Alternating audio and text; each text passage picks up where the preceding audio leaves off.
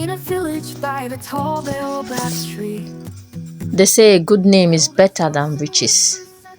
But Chike Okoro didn't believe that. He wanted wealth, fast. And for that, he was willing to sacrifice anything, even his father's legacy. In the heart of the bustling city, Mr. Okoro had built a business empire. He was known not just for his wealth, but for his honesty and the way he treated everyone with kindness and fairness. His company, Okoro Foods, was the pride of the community, providing jobs and affordable food to people from all walks of life. But behind the company's success stood a restless son, Chike, Mr. Okoro's only child. He had grown up surrounded by wealth, yet instead of appreciating his father's hard work and principles, Chike longed for more money, more power, and more control. He wanted to be rich, but he didn't want to wait. He didn't want to work hard like his father had. One day, as Mr. Okoro handed over more responsibilities to Chike, he said, "Son, the company will be yours one day. But remember, wealth without honesty is like building a house on sand. It won't last." Chike nodded, but in his heart, he was already thinking of ways to cut corners. Soon, Chike began making changes behind his father's back. He reduced the workers' wages, thinking he could save more money that way. He also started selling lower quality food, but charged the same prices. Father's old ways are too slow, he thought. I will make us rich in no time. At first, everything seemed fine. Chike was proud of himself. The money started flowing in faster than before, and he felt powerful. He began throwing big parties and spending lavishly. But there was a problem. The workers were unhappy, and customers started to notice that the food wasn't as good as it used to be.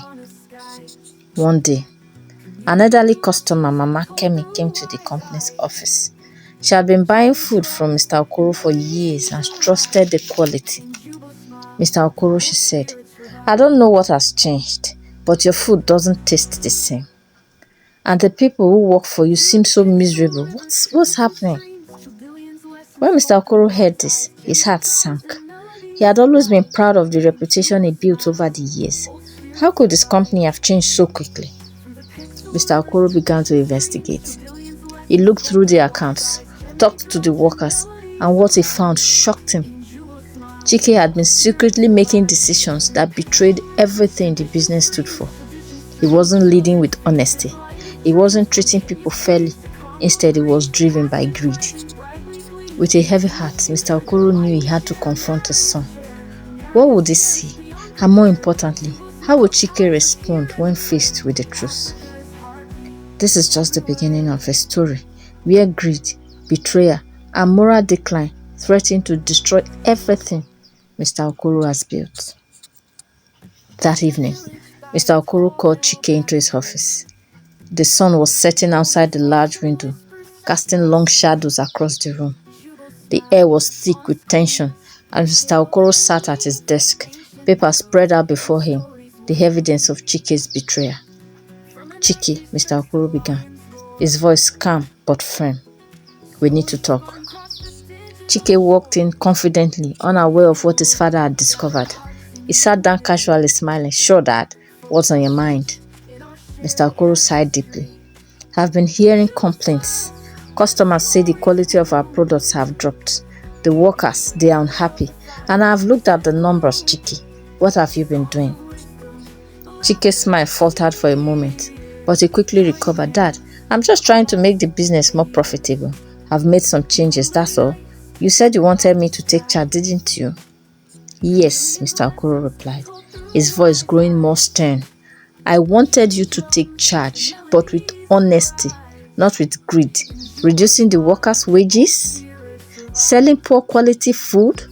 This is not the way we do business, Chike." Chike's face darkened. "You don't understand, Dad. The world is different now. Your old ways are slow. If we want to stay on top, we have to move fast." Look at how much money we have made in just a few months. Isn't that what matters? Mr. Okoro shook his head, disappointed. No, son. Money isn't everything. A business is built on trust, respect, and integrity. Without those, what do we have? We are nothing. Chike crossed his arms, clearly frustrated. You are stuck in the past, Dad. People care about results, not values. No one is going to remember the nice guy. They will remember the guy who made money. Mr. Okoro looked deeply into his son's eyes. You are wrong, Chike. Our people, our community, they remember how you treat them. They remember if you are fair and just. If you lose their trust, you will lose everything, no matter how much money you have. Chike stood up, anger boiling over. I don't need a lecture on morals, Dad. I'm doing what I have to do. You should be proud of me for being smart enough to see opportunities where you couldn't. Mr. Okoro remained seated, his face calm but his heart heavy. I'm not proud, Chike. You have forgotten the lessons I had tried to teach you. Quick success without honor will destroy you. And worse, it will destroy the company I spent my life building. Chike stormed out of the office, slamming the door behind him. Mr. Okoro sat in silence, wondering how things had gone so wrong. How had greed taken such a hold on my son? He had always hoped Chike would grow into a leader who would carry on the family values. But now it seemed like everything was crumbling. The next day, Mr. Okoro called a meeting with his senior staff. He decided to make some difficult changes to undo the damage Chike had caused. But he knew that repairing the relationship with his workers and customers would take time. Meanwhile, Chike was angry. He felt like his father didn't appreciate him or understand the modern world. He thought about taking matters into his own hands, finding a way to prove his father wrong once and for all. But little did Chike know the path he was on was about to lead him into a deeper mess, one that even his hunger for power couldn't fix. Weeks passed, and the tension between Mr. Okoro and Chike grew. Mr. Okoro worked tirelessly to repair the damage Chike had done, meeting with customers and workers to regain their trust.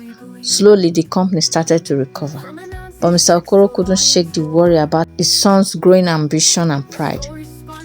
Chike, on the other hand, was plotting his next move, frustrated by what he saw as his father's lack of vision. Chike secretly met with a group of investors. He planned to start his own company using the contacts and knowledge he had gained from Okoro Foods. These investors promised quick success, but they were known for cutting corners and unethical business practices. Feeling confident, Chike went to his father's office one last time. Dad, I'm leaving, he said bluntly. I found some investors who see things the way I do. I'm starting my own business, and I'm going to show you how things should be done. Mr. Okoro looked at his son with sadness in his eyes. Chike, you're making a mistake. These people you are dealing with, they don't care about you or the community. They only care about money. If you follow this path, you make quick profits, but it won't last. Chike scoffed. You will see, Dad. I'll be more successful than you ever were. I will prove that your old ways don't work anymore. With that, Chike left the company, convinced that he was destined for greatness. For a while, things went exactly as Chike had planned. His new company grew fast, and he was making more money than he ever imagined. But soon the cracks began to show. His investors pushed him to make more and more unethical decisions, lowering product quality, exploiting workers, and breaking deals with suppliers. Customers started to complain, just as they had when he was at Okoro Foods. One day, Chike received devastating news. His investors, seeing that the company was in trouble, decided to pull out, leaving him with nothing. His business collapsed almost overnight, and he was left with huge debts and a ruined reputation. Desperate and humiliated, Chike returned to his father's house. He stood at the door, unsure if Mr. Okoro would even want to see him. But to his surprise, his father opened the door and welcomed him inside. I have failed, Chike said, tears welling up in his eyes. Everything you warned me about came true. I was too greedy, too impatient, and now I've lost everything. Mr. Okoro placed a hand on his son's shoulder. Chike, you've learned a hard lesson, but the most important thing is that you have recognized your mistakes. Greed and dishonesty may bring quick success, but they never last. Integrity, respect, and hard work, those are the foundations of true success. Chike nodded, overwhelmed with regret. I see now, Dad. I see that now.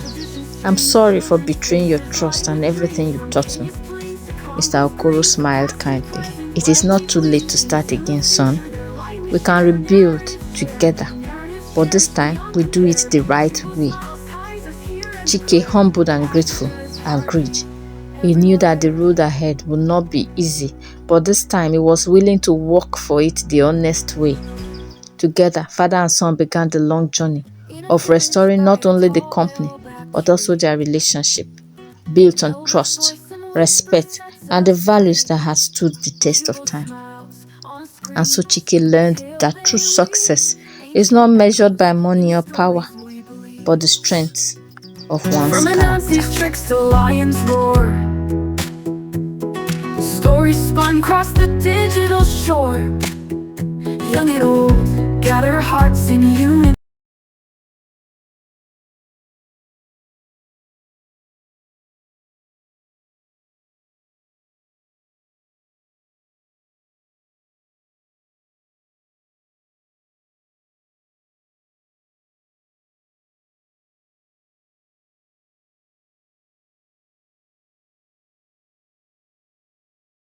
Nights under Ghana skies, chameleons' lessons told through wise eyes. Chimney drums and melodies arise. In jewel smiles, old spirits survive. Through the pixel rivers, tradition streams, children's faces light with dreams. From Kenya's plains to Congo's greens, the past and present brightly gleams. Into the future, their light we share, narratives cherished beyond compare. Jubo smiles ties us here and declare Africa's heartbeat everywhere. Jubo smiles where the stories bloom. In the flicker of the fire, chases gloom. Songs of wisdom, laughter, tears, joining hands across the years. Jubo smiles where the stories bloom.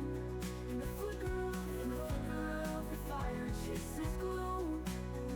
Songs of wisdom, laughter, tears, joining hands across the years.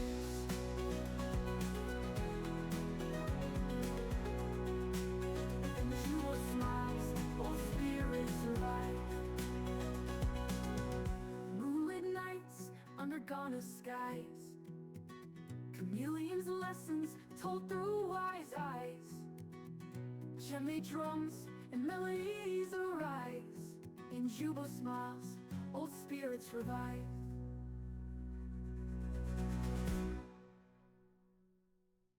Through the pixel rivers, tradition streams, Childilians' lessons told through wise eyes. Djembe drums and melodies arise.